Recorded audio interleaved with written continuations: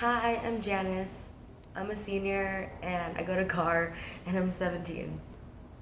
I'm doing the poem Can't by Edward Guest. Can't is the worst word that it's written or spoken, doing more harm here than slander and lies. On it is many a strong spirit broken, and with it a many good purpose dies. It springs from the lips of the thoughtless each morning, and robs us of courage we need through the day. It rings in our ears like a timely sent warning, and laughs when we falter and fall by the way. Cant is the father of feeble endeavor, the parent of terror and half-hearted work.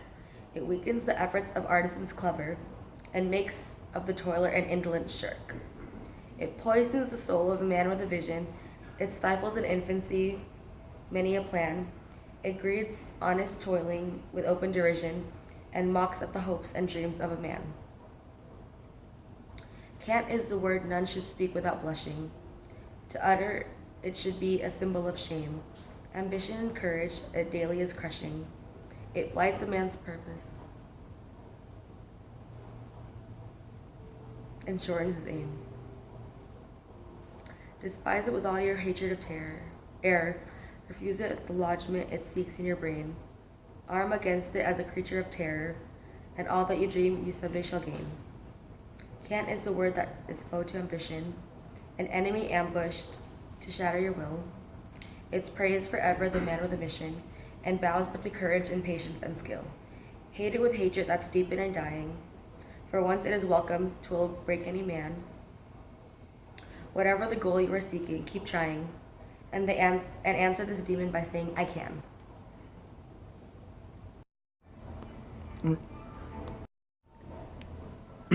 What is your favorite line from this poem? Um, I don't really have a favorite line, but it's kind of like, oh, can't is the word that is foe to ambition. And I like this line because it's so, especially in this day and age, so when people say, oh, I can't do this, I can't do that, and like, especially when people say they want to do it, but then other people tell them they can't, it like really like shortens like their goals and like they think they can't do it. And it like brings down their ambition to work even harder. How does this poem relate to you? This poem relates to me because, especially being a senior now and going to college after this year, so many people ask you, especially like my family members and teachers and people that I know that are older than me, they always ask me like, oh, what do you want to do with your life? And I kind of want to be like famous or something one day. And I know it's not like really a realistic career, and people always say, oh, they want something that's like reasonable or realistic, and they say like you can't do it. But like reading this poem, like honestly, like anything is possible if you really just work hard for it and try. Because like honestly, one of the greatest things in life is just like to proving the people that put you down wrong. Because honestly, if the only thing that matters is that you're trying hard, and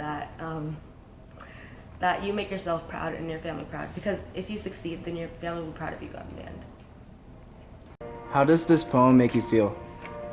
Reading this poem makes me feel really empowered and ambitious, because after reading, like, it really brings your mood up. And especially if you're having a bad day, you should read this poem, because it really like makes you think about life. And it's just like, like I can do this, like I will become something one day, and like make a difference in the world. And like after reading this poem, it like instantly brings me back to feeling like a good, happy mood. Because who likes being sad?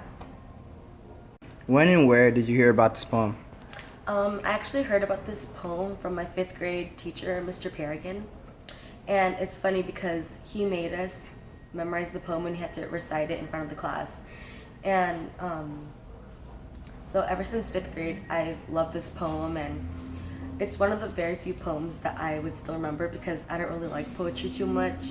So this poem means so much to me, because I understand it and remember it because it means a lot to me. And I just loved it ever since. Because if you're having, like I said before, if you're having a bad day, you could just go back to this poem, and if you feel hopeless, then it'll just bring back all the hope in your life, and you'll just feel like you could take on the world after that. In what moment in your life did you look back in this poem?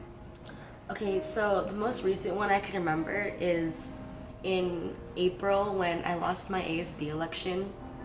And I went back to this poem because this was like the first time where I experienced failure. And I was just like, it was a really sad time in my life because, I was really hoping to win and that was just like everything planned, but that didn't happen. But after that day, I just kind of was like thinking to myself, and I remembered about this poem. And I just remembered that, honestly, like in the end, it doesn't really matter. Like, you win some, you lose some. Like, you'll lose the smaller problems, but you'll win the even bigger ones.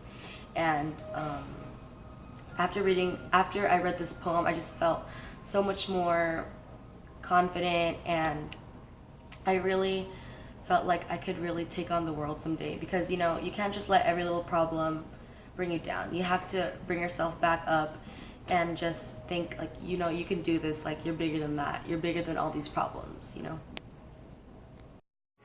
What other poems or other forms of literature do you recommend from this author? Funny story.